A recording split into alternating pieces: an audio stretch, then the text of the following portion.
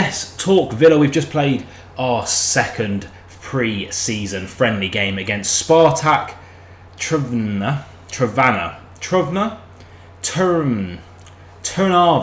SPARTAK TRNAVA, I'm going to go for. Probably wrong, let me know down below. And we actually came out winning 3-0 thanks to goals from Leon Bailey, Morgan Rogers, that guy again, and you'll see in the breakdown of these clips, he is looking special, and Cameron Archer to round everything off. If you are enjoying the breakdowns of these pre-season games and my own personal tactical analysis from what I know, anyway, being an Aston Villa fan, be sure to like, subscribe, turn the notifications on so you don't miss a single thing on the Let's Talk Villa channel as we storm towards 2,500 subscribers. Also, I'll throw it up on the screen here, but be sure to head over and follow my X. I want to get to 500 followers over there. I tweet out a lot of Aston Villa related stuff and Premier League football, and I'll be doing FPL stuff over there as well, so go ahead, check that out. But without further ado, let's talk about our 3-0 win over SPARTAK TRNAVA.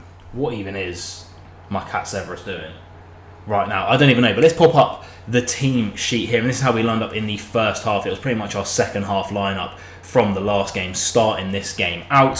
So Joe Gauci in goal, Costa Nedeljkovic, who just continues to impress for me at right back, Diego Carlos, Sil Swinkles and Luca Digne making up our back four. Our midfield four was Berenchia and then Donker being our pivots, and then Samuel Illing Jr. and Leon Bailey, who scored an absolute screamer in this game, by the way, being our wide players, with Dobbin, our first appearance for him in the claret and blue, and I thought he looked very, very bright, and Louis Barry up front. Let's get into the first half highlights, which starts off with a little bit of Costa. First highlight that you can see on the screen, we're going to be bringing them back and breaking them down afterwards. Lewis Dobbin breaking through the lines, plays the ball out wide to Leon Bailey, who looked very, very good. Good ball into Costa, picks himself up in a good position.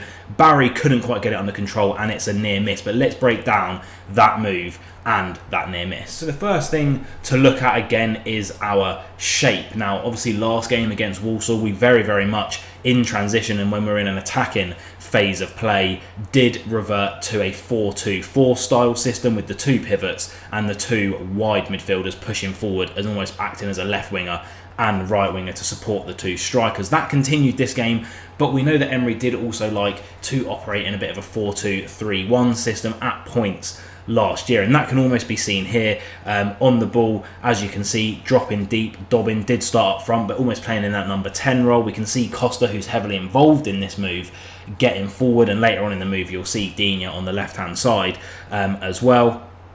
And then you have the rest of our attack as laid out previously, getting forward, Leon Bailey, Barry making a very, very good little looking run there as well to get forward. And yeah, it's just all really good, really fluid, and I really, really like it. Illing Jr. is just off screen in this clip, so Digne filling in there. And then we move on a little bit later into the clip, and as you can see, Leon Bailey has the ball here. We have Dobbin now advanced into the 18-yard box with Louis Barry. Moreno obviously calling for it there. Like I say, Illing Jr. just not quite getting there in this clip. It was obviously counter-attacking transitional football, and Costa Nedeljkovic there. One thing I would like to point out where I've done like the kind of hatch lines just outside of the 18-yard box is where possibly you want one of your pivots, Berenchia or then Donker, to be forward and occupying that role to maybe get a shot away like a Louise would have done last season. But those two are more defensive midfielders. I think if you have the likes of a Barkley, a McGinn, a Tielemans on the pitch, they're going to be operating that space there. And then obviously Illing Jr. needs to catch up and get in line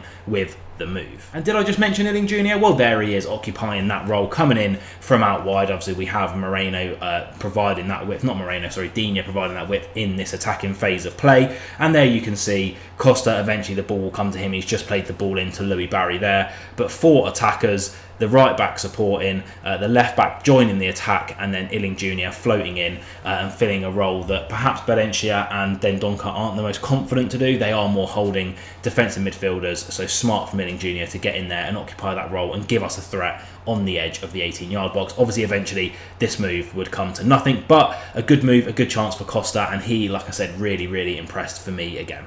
And then we move on to the goal. Samuel Illing Jr., absolutely fantastic turn, occupying a bit more of a number 10 role here. A lucky ricochet after a half scuffed ball comes out to Leon Bailey, and that is what the man does. How many times have we seen that left foot, that wand, that curling shot into the far corner? Look at there, kills the defender with the slight touch to the side, and a fantastic finish from Leon. Let's have a little bit of a closer look at the goal. So as you can see, very established lines and banks of players here. We pick up in Illing Jr. being in that number 10 role. He's come inside as Luca Digne is providing the width out wide. You can see he's crossed there. Literally couldn't be hugging the byline anymore if he tried. Now, Illing Jr. in this position has options. He could spray the ball backwards to the defender that you can see there. If you go in a straight line, almost like that way up, he could spray it there. He could almost ping a ball over the top to Luca Digne, who obviously is out wide.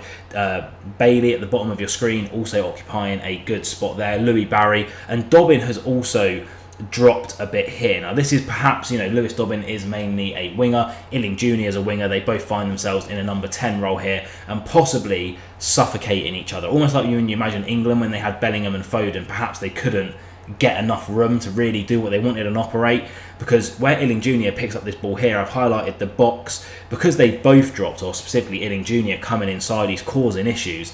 There is so much room to be exploited there. Maybe a Louis Barry, if that's a Watkins, is Louis Barry cutting in front of his defender there, making that run and giving an option straight away? Or should Dobbin perhaps have been a little bit more switched on to the situation and be ready to run in behind that defender? Because a little flick round the corner from Illing Jr. there, and they are literally so far in on goal, it is unreal. However, it was in the end an absolutely superb turn from Illing Jr. Kills his defender, puts him flat on his feet, and then as you can see here, like I've highlighted, I would like Digne perhaps to be a little bit further involved. He's just a couple of steps behind the play for me, but obviously it did advance very quick, and it was a ricochet that came back to Leon Bailey. Costa obviously involved in the attack again. He loved getting forward on this game, but as you can see there, we have our two strikers, our left mid, our right mid, left back and right back, leaving our two pivots and our two central defenders being the only two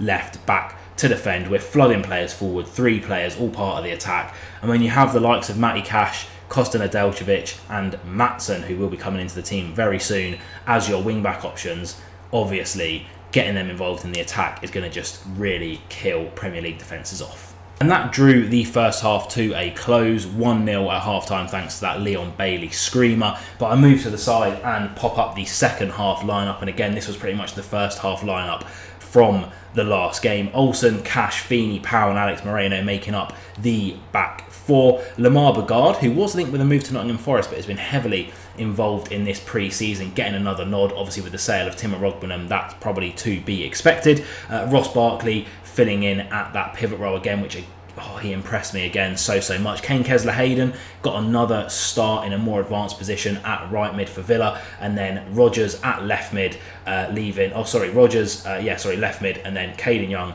and Cameron Archer up front. But I think Rodgers more so occupied that striker role than Caden Young at points, who again drifted out to the left, so they were very interchangeable. And let's have a look at this second half. Spoiler alert, Morgan Rodgers is the second coming of Zinedine Zidane. I said, and we kick straight off with Morgan Rodgers on the ball. An absolutely filthy touch here, dribbles it in, lovely reverse ball to Caden Young, comes back to Rodgers, and that's a superb finish. There isn't much to break down about this. It was a very quick counter-attacking goal. Lovely bit of play from Rodgers. Caden Young, unfortunate with the shot being straight at the goalkeeper, but Rodgers adjusted very quickly, as you can see here. A lovely finish, gave the keeper no chance, who was already going the other way. A fantastic goal, and he is special. And then we move on to the second clip here, and again Rodgers heavily involved, skims his defender like he wasn't even there, plays in Caden Young, Moreno providing the width, and then it comes back to Rodgers, and you think, how's he going to get out of this situation? But he does. Unluckily for him, it does go over the bar. But let's break that move down, as he is saying to Moreno, do better, mate. And again, this is just highlighting how Villa are playing in transition with a 4-2-4, because again, all four of our attacking players are there to be seen. Kane Kesler-Hayden marked as number 1, Cameron Archer marked as number 2. Caden Young, again, occupying more of a left mid role. I think Rodgers is really going to make that second striker role his own this season, denoted by the number 3. And Rodgers on the ball in the number 4 there. And again, he's just going to absolutely skim this defender. But as you can see there isn't much of extra players supporting this attack. The bank of 2 pivots and our 4 defenders are behind the ball here. Obviously, eventually Moreno will get involved in this attack as he goes absolutely flying up the wing. But for this point in transition, we're trusting those 4 attackers. They are outnumbered here before the support comes. And then we move straight in to the next clip here. And this is just where I would like Kane, or I struggle with this one because if it's Leon Bailey, he is in the position that I've circled there for the right mid to be in. Kane Kesler-Hayden, he's learning that role. He is a right back. He's not a right mid.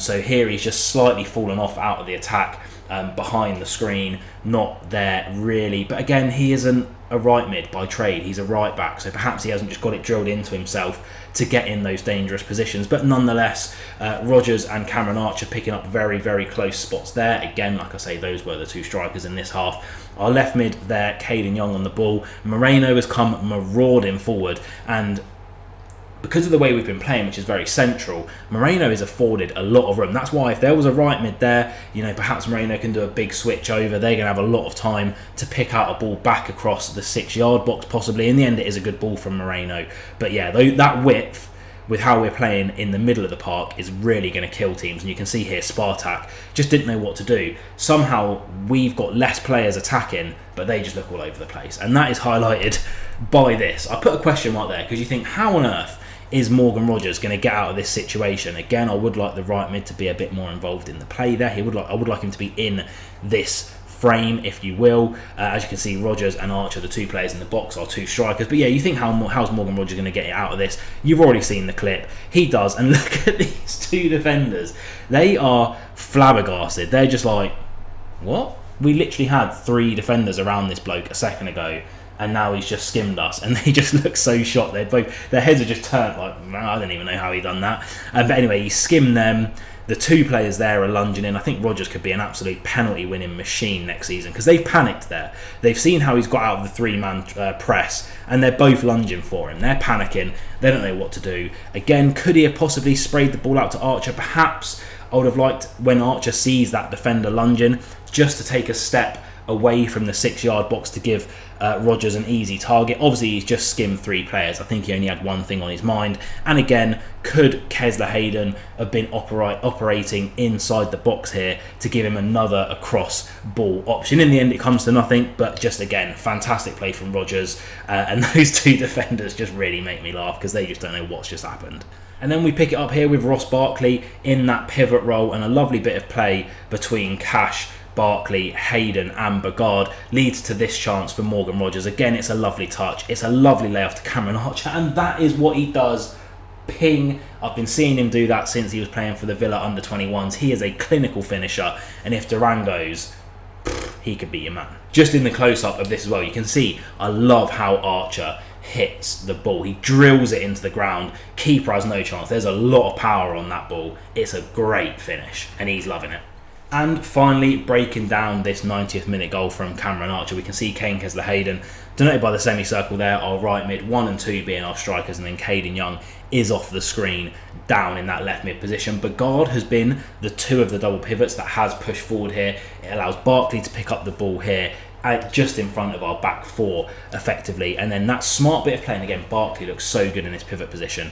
That smart little bit of interchange between him, Cash, Hayden, Bagard all getting involved allows us to transition so smoothly from defence to attack. I really, really like how it does get set up. If we move across here, you can see Kane Kesler-Hayden then picks up the ball. Barkley has allowed himself to drift from in between our defenders and their front line to in between their front line and midfield. Because of the smart little bit of interchange, he's progressed us up the pitch alongside himself, and you can see the amount of room he has here. In the end, it's actually a really, really good ball from Bagard to find Morgan Rodgers, but Barkley's in acres there as well, and Bagard could have easily played a little sideways pass, and then you'd back Barkley to progress the ball well here as well. And yeah, so like I say, another good performance. It's 3-0, it's more 45 minutes in the bank, so all the players have got 90 minutes now. Obviously, there are some worrying exclusions. Where's Jacob Ramsey? Moussa Diaby obviously off to Al Ittihad. No Bundia or Mings just yet. I think their recovery is going to take a little bit longer. But hopefully, you know, next game against, I think it's Columbus Crew, hopefully we'll see JJ back in and around the squad. Perhaps we'll see some of our international players coming back very, very soon as well. But again, takeaways from this game, really, really like Ross Barkley, really, really like Kostin Adelcevic, Morgan Rogers. I mean, he's French, he's called Zinedine Zidane, I'm convinced of it, and I liked Cameron Archer's goal and movement this game very, very much. I'm starting to see the patterns of play that Emery has influenced into this squad, and I'm starting to really, really like it. Comment down below, what was your favourite moment from this match? What did you think about the performance? And as always, I'll see you soon up the Villa. Be nice to everyone.